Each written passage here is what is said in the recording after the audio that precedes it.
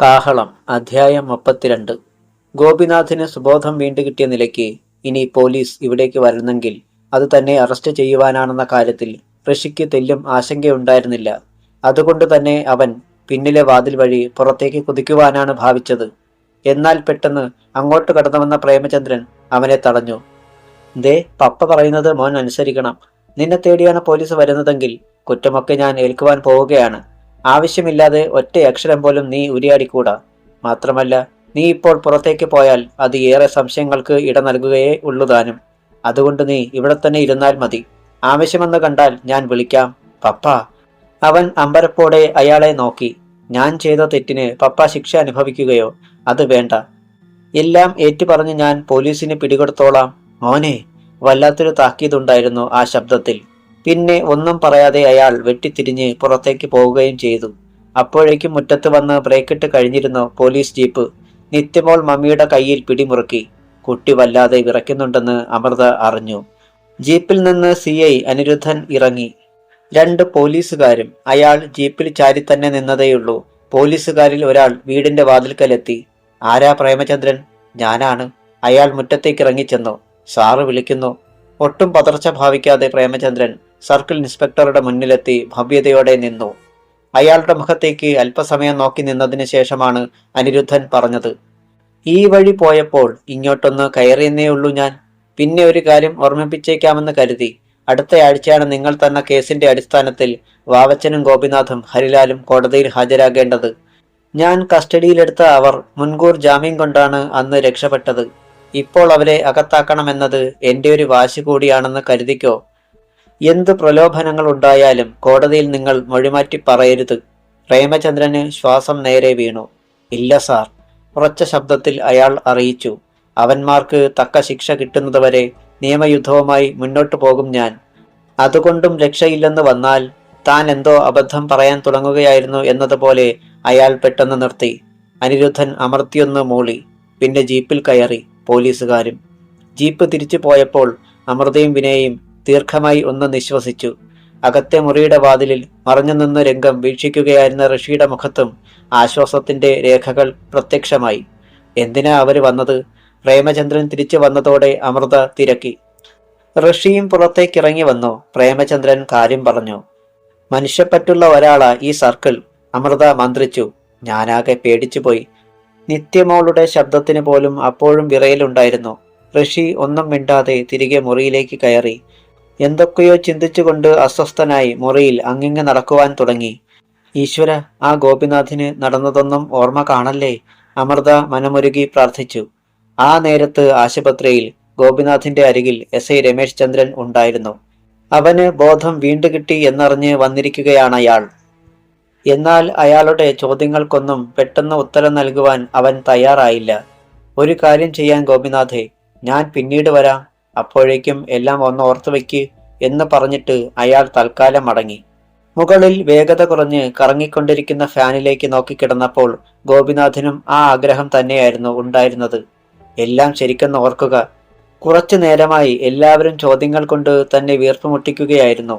ആരോടും കാര്യങ്ങളൊന്നും വിട്ടു പറഞ്ഞിട്ടില്ല. പറയുന്ന കാര്യങ്ങൾ തന്റെ കരിയറിന് ദോഷം ചെയ്യുന്നതായിരിക്കരുതല്ലോ. അതുകൊണ്ടാണ് ഒന്നും പറയാഞ്ഞത്.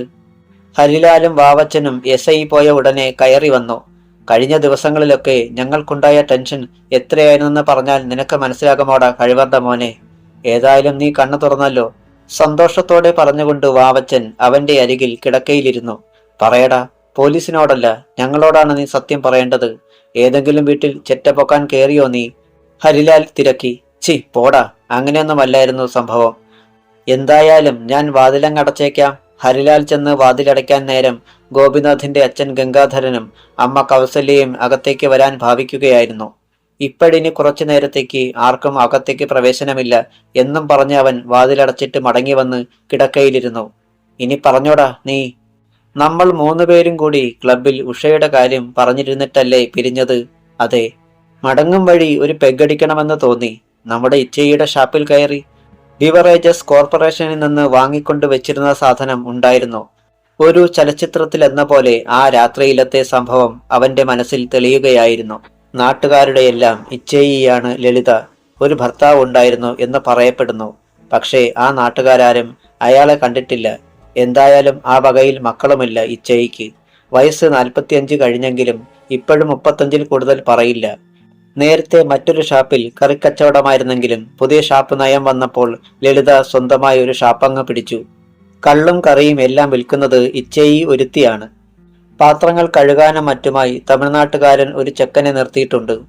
പുറത്തെ മുറിയിൽ നല്ല തിരക്കായിരുന്നതിനാൽ പിന്നാമ്പുറത്തു കൂടി VIP റൂമിൽ കയറിയിരുന്നാണ് ഗോപിനാഥ് മദ്യം അകത്താക്കിയത്. ഒരു വെറൈറ്റിക്ക് വേണ്ടി വിദേശ മദ്യത്തിൽ കള്ളു കലർത്തി കുടിച്ചു. പണം വാങ്ങുവാനായി മുറിയിലെത്തിയ ലളിതയോട് ചില പൊടിക്കൈകളൊക്കെ കാട്ടുകയും ചെയ്തു. കുട്ടി നേതാവ് പോയാട്ടെ, തലയ്ക്ക് ലഹരി പിടിക്കുമ്പം മറ്റു വല്ലതും കൂടെ കിട്ടിയാൽ കൊള്ളാമെന്ന് തോന്നും. പക്ഷേല് അതിന് ഈ ലളിതയെ കിട്ടത്തില്ല. പകുതി കളിയായും ബാക്കി കാര്യമായും അവൾ പറഞ്ഞു. അതിനെന്താ ലളിത ചേച്ചി, ചോദിക്കുന്ന പണം തരാം. അവന്റെ ഒച്ച ചിലമ്പിച്ചിരുന്നു. പുറത്തിരിക്കുന്ന ആരെങ്കിലും കേട്ടാൽ അതിൽ കൂടിയ നാണക്കേടില്ല. പറ്റത്തില്ല മോനെ, ഈ വെള്ളക്കുപ്പായം ഇട്ടോണ്ട് നടക്കുമ്പോഴും ഉള്ളിലിരിപ്പ് ഇതാണല്ലേ, ലളിത ചൊടിച്ചു. ചേച്ചി പതുക്കെ, നാറ്റിക്കല്ലേ. എന്നാൽ മോൻ ചെല്ല്. വിളറിയ മുഖത്തോടെ അവിടെ നിന്നിറങ്ങുമ്പോൾ ഗോപിനാഥ് ഒന്ന് മനസ്സിലുറപ്പിച്ചിരുന്നു. ഒരു തവണയെങ്കിലും ലളിതയെ പൊക്കണം. അവൾ അത്രയ്ക്ക് ചാരിത്ര പ്രസംഗമൊന്നും നടത്തേണ്ട കാര്യമില്ല.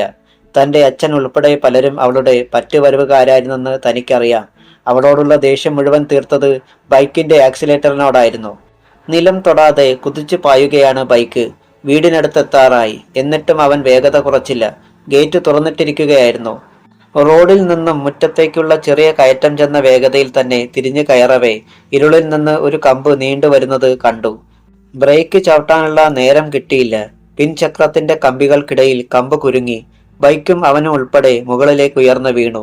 തറയിൽ നിന്ന് എഴുന്നേൽക്കാൻ കഴിഞ്ഞില്ല. നെടുകയും കുറുകയും അടി വീണു. എന്തോ കമ്പ് കൊണ്ടുള്ള അടി. ശരിക്കൊന്ന് നിലവിളിക്കാൻ പോലും കഴിഞ്ഞില്ല ഗോപിനാഥിന്. ബോധം മറഞ്ഞുപോയി. പിന്നെ എന്തൊക്കെ നടന്നുവെന്നൊന്നും എനിക്കറിയത്തില്ല. ഗോപിനാഥ് പറഞ്ഞു നിർത്തിയിട്ട് വാവച്ചനെയും ഹരിലാലിനെയും നോക്കി. അവർ ദീർഘമായി ഒന്ന് നിശ്വസിച്ചു.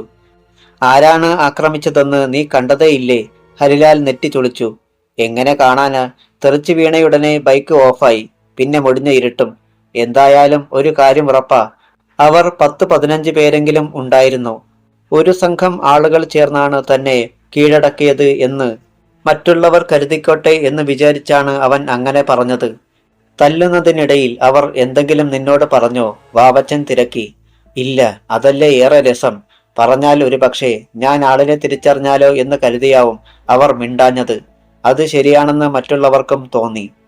വാതിലൊന്ന് തുറക്കിനടാ, മൂന്നും കൂടി അകത്തെന്തോന്നെടുക്കുകയാ? വാതിലിൽ തട്ടുന്നതിനിടയിൽ ഗോപിനാഥിന്റെ അച്ഛന്റെ ശബ്ദം. ഹരിലാൽ ചെന്ന് വാതിൽ തുറന്നു. തോലു ഗംഗാധരനും ഭാര്യ കൗസല്യയും അകത്ത് വന്നു. എന്തായിരുന്നടാ ഇവിടെ ഗൂഢാലോചന? ഗംഗാധരൻ മൂവരെയും സൂക്ഷിച്ചു നോക്കി. അങ്ങനൊന്നുമില്ല അങ്കിളെ, വാവച്ചൻ ചിരിച്ചു. എന്തൊക്കെയാണ് നടന്നതെന്ന് ഞങ്ങൾ ഇവനോട് ചോദിക്കുകയായിരുന്നു. കാര്യമെന്തുമായിക്കോട്ടെ, ശ്രദ്ധിച്ചോണം ഇനി എല്ലാവരും.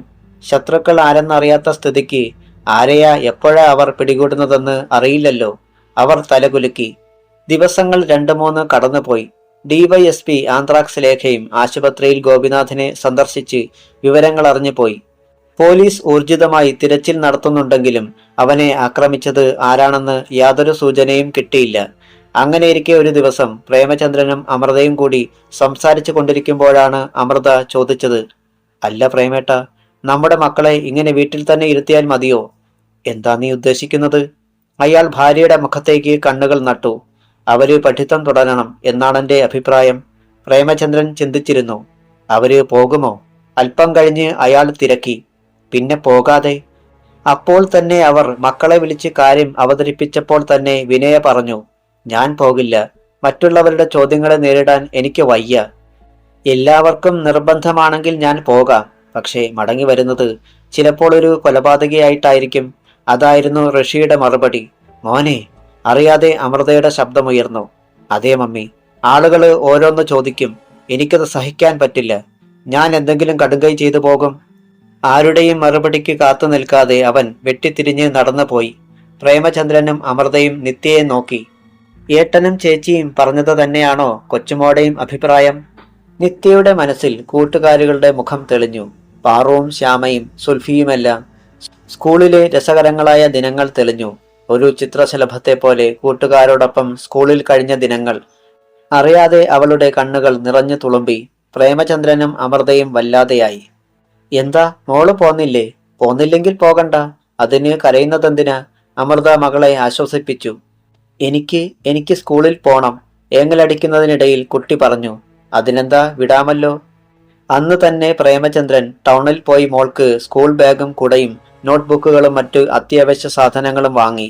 വണ്ടിയുടെ RC ബുക്ക് പണയം വെച്ചെടുത്ത തുകയും ഏതാണ്ട് തീരാറായിരിക്കുന്നു. ഇനി വേണ്ടത് പുസ്തകമാണ്. സ്കൂളിൽ ബാക്കിയിരിപ്പുണ്ടെങ്കിൽ വാങ്ങാമെന്ന് കരുതി. പിറ്റേന്ന് രാവിലെ ഉല്ലാസവതിയായിരുന്നു നിത്യ. നഷ്ടപ്പെട്ടിരുന്ന അവളുടെ ഉണർവ് തിരികെ കാണാനും സാധിക്കുന്നതിന്റെ സന്തോഷമായിരുന്നു അത്. മമ്മി കൊടുത്ത ചോറ്റുപാത്രവും ബാഗിലാക്കി പപ്പയുടെ ഒപ്പം കുട്ടി ഇറങ്ങി. പ്രേമചന്ദ്രന്റെ വാനിലാണ് മകളെ സ്കൂളിൽ എത്തിച്ചത്. ഹെഡ് മിസ്ട്രസിനോട് വിവരം പറഞ്ഞിട്ട് പ്രേമചന്ദ്രൻ മടങ്ങി. ക്ലാസ് ടീച്ചർ അപ്പോൾ വന്നിരുന്നില്ല. നിത്യ സന്തോഷത്തോടെ ക്ലാസ്സിലെത്തി. സുൽഫിയും ശ്യാമയും പാർവുമെല്ലാം ഉണ്ടായിരുന്നു അവിടെ. ഹായ് നിത്യ. കൂട്ടുകാരികൾ ഓടിവന്ന് അവളെ കെട്ടിപ്പിടിച്ചു. എന്നാൽ പെട്ടെന്ന് തന്നെ ഒരു വൃത്തികെട്ട ജീവിയെ തൊട്ടിട്ടെന്ന വണ്ണം സുൽഫിയും ശ്യാമയും പിന്നോട്ട് മാറി. നിത്യമോളുടെ ചിരി മാഞ്ഞു. എന്താ സുൽഫി, നിങ്ങളെന്താ എന്നോട് പിണങ്ങിയോ? നീ സ്കൂളിൽ വന്നാല് നിന്റെ അടുത്ത് വരികയോ മിണ്ടുകയോ ചെയ്തേക്കരുതെന്ന എന്റെ മമ്മി പറഞ്ഞിരിക്കുന്നത്. എന്റെയും ശ്യാമയും പറഞ്ഞു. അത് കേട്ട് ഒരു കരച്ചിലായിരുന്നു നിത്യമോൾ. അതിനിടെ സുൽഫി വീണ്ടും പറയുന്നത് നിത്യ കേട്ടു. പിള്ളേരെ, നിത്യയുടെ അടുത്ത് ആരും പോകല്ലേ, അവള് ചീത്തയാ. അവിടെ കൂടെ കൂട്ടുകൂടിയാല് നമ്മളെല്ലാം ചീത്തയാകുമെന്ന് എന്റെ മമ്മി പറഞ്ഞു. അതോടെ നിത്യയുടെ നിലവിളി കൂടുതൽ ഉച്ചത്തിലായി. അധ്യായം 33. സുൽഫിയുടെ വാക്കുകൾ കേട്ടതോടെ പാറു ഒഴികെയുള്ള കുട്ടികൾ തെല്ല് അകന്നുമാറി നിത്യയ്ക്ക് ചുറ്റും നിന്നു. ഒരു വിചിത്ര ജീവിയെ കാണുന്ന ഭാവമായിരുന്നു അപ്പോൾ അവരുടെ എല്ലാ മുഖങ്ങളിൽ. നിത്യയുടെ നിലവിളി പിന്നെയും ഉച്ചത്തിലായി. അത് കേട്ട് അടുത്ത ക്ലാസ്സുകളിൽ ഉണ്ടായിരുന്ന കുട്ടികളും അങ്ങോട്ട് ഓടി വന്നു. ക്ലാസിന്റെ വാതിൽക്കൽ വൻ തിരക്ക്. പാറു നിത്യയെ ആശ്വസിപ്പിച്ചു. നീ കരയേണ്ട നിത്യമോളെ, അവരാരും കൂട്ടുകൂടിയില്ലേലും ഞാൻ നിന്നോട് കൂട്ടാ. എന്നിട്ടും നിത്യയുടെ കരച്ചിൽ നിന്നില്ല. അവൾ കരയുന്നത് കണ്ടിട്ടും ശ്യാമയും സുൽഫിയും മിണ്ടിയില്ല. പെട്ടെന്ന് ബെൽ മുഴങ്ങി. വാതിൽക്കൽ തിങ്ങിക്കൂടിയ കുട്ടികൾ പിൻവാങ്ങി. വാ നിത്യേ, നീ വന്നിരിക്ക്. പാറു അവളെ കൈപിടിച്ചു കൊണ്ടുവന്ന് സീറ്റിൽ ഇരുത്തി. അവളും അടുത്തു തന്നെ ഇരുന്നു. ശ്യാമയും സുൽഫിയും പരിഹസിച്ച് ചിരിക്കുന്നത് പാറു കണ്ടു. അവൾക്കും വിഷമവും കോപവുമൊക്കെ ഉണ്ടായി. നിങ്ങളാരും ഇവളെ കളിയാക്കണ്ട പിള്ളേരെ. നിങ്ങളുടെ വീട്ടിലും ഇങ്ങനെയൊക്കെ ഉണ്ടാകാം. അന്നേരം നിങ്ങൾക്കും ഇതുപോലെ വിഷമം വന്നേക്കാം. എന്നാൽ അവർ രണ്ടുപേരും അത് കേട്ടതായി ഭാവിച്ചില്ല. സ്കൂളിൽ സെക്കൻഡ് ബെൽ അടിച്ചു. നിത്യ ഡെസ്കിലേക്ക് തലകുനിച്ചിരുന്ന് ഏങ്ങലടിച്ച് കരയുന്നുണ്ടായിരുന്നു. ക്ലാസ് ടീച്ചർ കടന്നു വന്നു. Good morning teacher. കുട്ടികൾ ഒന്നടങ്കം പറഞ്ഞുകൊണ്ട് എണീറ്റു. Good morning. അറ്റൻഡൻസ് രജിസ്റ്റർ മേശപ്പുറത്ത് വെച്ചിട്ട് തലയുയർത്തിയ കോമള ടീച്ചർ നിത്യയെ കണ്ടപ്പോൾ നെറ്റി ചുളിച്ചു.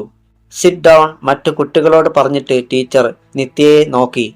നിത്യ ഇങ്ങ് വരൂ. കോമള ടീച്ചർ കസേരയിലിരുന്നു. കുട്ടി കുനിഞ്ഞ ശിരസോടെ അടുത്തെത്തി. ടീച്ചർ അവളെ അടിമുടി ഒന്ന് നോക്കി. ഇത്രയും നാൾ വരാതിരുന്നതിന് നീ ലീവ് ലെറ്റർ കൊണ്ടുവന്നിട്ടുണ്ടോ? തെല്ലും ഭയമില്ലാത്ത ചോദ്യം. നനഞ്ഞ മിഴികളാൽ കുട്ടി മുഖമുയർത്തി. പപ്പ ഹെഡ് മിസ്ട്രസിനോട് പറഞ്ഞിരുന്നു. അതൊന്നും എനിക്കറിയണ്ട. ക്ലാസ് ടീച്ചറായ എനിക്ക് കത്തുകൊണ്ട് വന്നിട്ടുണ്ടോ എന്നാണ് അറിയേണ്ടത്. കുട്ടി മിണ്ടിയില്ല. ആട്ടെ, നീ എന്തിനാ കരയുന്നത്? തോന്നുമ്പം പോകാനും വരാനുമുള്ളതാണ് സ്കൂളെന്ന് നീ കരുതിയോ? അതോടെ നിത്യമോളുടെ സങ്കടമേറി. കരച്ചിലിന് പിന്നെയും ശക്തി കൂടി. അതിനൊന്നുമല്ല ടീച്ചറെ അവള് കരയുന്നത്, പാറു പറഞ്ഞു. ശ്യാമയും സുൽഫിയും ഒക്കെ ഇവള് ചീത്തയാന്ന് പറഞ്ഞു. ഇവളോട് കൂട്ടുകൂടരുതെന്ന് മറ്റ് പിള്ളേരോട് പറഞ്ഞു. ടീച്ചറുടെ മുഖത്ത് പുച്ഛഭാവത്തിൽ ഒരു ചിരിയുണ്ടായി. അവര് പറഞ്ഞതിനെന്താ കുറ്റം? ഒക്കെ സത്യമല്ലേ? തുടർന്ന് കോമള ടീച്ചർ നിത്യയോട് തിരക്കി. പത്രത്തിൽ ഞങ്ങൾ വായിച്ചതൊക്കെ സത്യമാണോടി? നിന്നെ ആരേലും എന്തെങ്കിലും ചെയ്തോ? പറ കേൾക്കട്ടെ. കോമള കാതുകൾ കൂർപ്പിച്ചിരുന്നു. നിത്യയുടെ കൊച്ചു മനസ്സിൽ ഒരഗ്നിപർവ്വതം പുകഞ്ഞു. പറയാൻ. ആ കുട്ടിയുടെ ദുഃഖത്തിൽ പങ്കുചേരുന്നതിന് പകരം അന്ന് നടന്നതൊക്കെ വിസ്തരിച്ച് കേൾക്കാനായിരുന്നു ടീച്ചർക്ക് ധൃതി. നിത്യമോൾ വാവിട്ട് നിലവിളിച്ചു. ഭൂരിഭാഗം കുട്ടികളും അവളെ നോക്കി പരിഹസിച്ച് ചിരിച്ചുകൊണ്ടിരിക്കുകയാണ്. ടീച്ചർ അസ്വസ്ഥയായി. നാശം പിടിക്കാൻ, ഇങ്ങോട്ടിറങ്ങി വാടി. കുട്ടിയുടെ കൈ പിടിച്ചുകൊണ്ട് ടീച്ചർ വരാന്തയിൽ ഇറങ്ങി. അടുത്ത ക്ലാസ്സുകളിലെ ടീച്ചേഴ്സും ഇറങ്ങി വന്നു. കോമള അവരോട് വിവരം പറഞ്ഞു. അതിനെന്തിനാടി നീ കരയുന്നത്? അന്ന് എന്തൊക്കെ നടന്നെന്ന് നിനക്കങ്ങ് പറഞ്ഞുകൂടെ? അവരുടെ ചോദ്യവും അങ്ങനെയായിരുന്നു. ഇനി അവർക്കിടയിൽ അല്പനേരം കൂടി നിന്നാൽ ബോധം കെട്ട് വീഴുമെന്ന അവസ്ഥയിലായി നിത്യ. എങ്ങോട്ടെങ്കിലും ഓടി ഒളിക്കണമെന്ന് അവളുടെ മനസ്സ് പറഞ്ഞുകൊണ്ടിരുന്നു. പക്ഷേ കാലുകൾ തറയിൽ ഉറച്ചു പോയതുപോലെയായിരുന്നു. എന്താ ഇവിടെ? ചോദ്യം കേട്ട് ഏവരും തിരിഞ്ഞു. ഹെഡ് മിസ്ട്രസ് ആണ്. അല്ല, ഞങ്ങൾ ഈ കുട്ടിയുടെ അടുത്ത്. കോമള ഒഴികെയുള്ള ടീച്ചേഴ്സ് സൂത്രത്തിൽ വലിഞ്ഞു. ഹെഡ് മിസ്ട്രസ് കോമളയെയും നിത്യമോളെയും മാറി മാറി നോക്കി. എന്താ ടീച്ചർ? ഈ കുട്ടി ക്ലാസ്സിലിരിക്കുന്നത് ഭൂരിഭാഗം കുട്ടികൾക്കും ഇഷ്ടമല്ല. ഡിവിഷൻ നിലനിർത്താൻ നമ്മൾ വീടുകളിൽ പോയി കുട്ടികളെ പിടിച്ചുകൊണ്ട് വരികയായിരുന്നു. അതിന് മറ്റു കുട്ടികൾ ടി സി വാങ്ങിപ്പോയാൽ? ഹെഡ് മിസ്ട്രസിന്റെ നെറ്റി ചുളിഞ്ഞു. അവർ കുട്ടിയോട് പറഞ്ഞു, നിത്യ പോയി ക്ലാസ്സിലിരിക്ക്. ഹെഡ് മിസ്ട്രസിനെ ദയനീയ ഭാവത്തിൽ ഒന്ന് നോക്കിയിട്ട് കുട്ടി ക്ലാസ്സിലേക്ക് പോയി. കോമള ടീച്ചർ വരൂ എന്ന് പറഞ്ഞിട്ട് ഹെഡ് മിസ്ട്രസ് തിരിച്ചു നടന്നു തന്റെ റൂമിലേക്ക്. ഓഫീസ് റൂമിലെ കസേരയിൽ അവർ ഇരുന്നു. ടീച്ചറും ഇരിക്ക്. മേശയ്ക്ക് മുന്നിൽ കിടന്നിരുന്ന കസേരയിലേക്ക് അവർ കൈ ചൂണ്ടി. കോമളയും ഇരുന്നു. അല്പനേരം അവളുടെ മുഖത്തേക്ക് നോക്കിയിരുന്നിട്ടാണ് ഹെഡ് മിസ്ട്രസ് സംസാരിച്ചത്. ടീച്ചറെ, നമ്മളൊക്കെ സ്ത്രീകളല്ലേ? ആ വീട്ടിൽ നടന്നതെന്താണെന്ന് ഇനി ആ കുഞ്ഞിന്റെ നാവിൽ നിന്നും കേട്ടെങ്കിൽ മാത്രമേ ടീച്ചർക്ക് പറ്റുകയുള്ളെന്നുണ്ടോ? ഇന്ന് അവളുടെ അച്ഛൻ ഇവിടെ വന്നിരുന്നു. ആ സംഭവത്തിന്റെ നടുക്കത്തിലുണ്ടായ മെന്റൽ ഡിപ്രഷനിൽ നിന്ന് ഇനിയും നിത്യ പരിപൂർണമായും മോചനം നേടിയിട്ടില്ല. ടീച്ചേഴ്സും കുട്ടികളെ പോലെ ആയാൽ ആ കുട്ടിയുടെ അവസ്ഥ എന്താകും? കോമളത്തിന്റെ ഭാവം മാറിയത് വളരെ പെട്ടെന്നാണ്. ടീച്ചറിന് അത് പറയാം, പക്ഷേ ഈ ചെറുപ്രായത്തിനുള്ളിൽ പല പുരുഷന്മാരുമായി ഇടപഴകിയ ഒരു കുട്ടിയാണത്. മറ്റു കുട്ടികൾക്കിടയിൽ അവളെ ഇരുത്തി പഠിപ്പിക്കുന്നതിനോട് എനിക്ക് തീരെ യോജിപ്പില്ല. ആ കുട്ടികളും വഴിതെറ്റും എന്ന കാര്യത്തിൽ എനിക്ക് അല്പം പോലും സംശയമില്ലതാനും. ടീച്ചർ, ഹെഡ് മിസ്ട്രസിന്റെ ശബ്ദം അറിയാതെ ഉയർന്നുപോയി. ഞാൻ പറയുന്നത് ടീച്ചറങ്ങ് അനുസരിച്ചാൽ മതി. ഇനി ആ കുട്ടിക്ക് യാതൊരു ബുദ്ധിമുട്ടും ഉണ്ടാകാൻ പാടില്ല. You can go. കോമളത്തിന്റെ ഭാവം മാറിയത് വളരെ പെട്ടെന്നാണ്. കസേര തള്ളി നീക്കി അവൾ ചാടി എണീറ്റു. ടീച്ചർ അങ്ങനെയൊന്നും എന്നെ ഭരിക്കാൻ നോക്കണ്ട.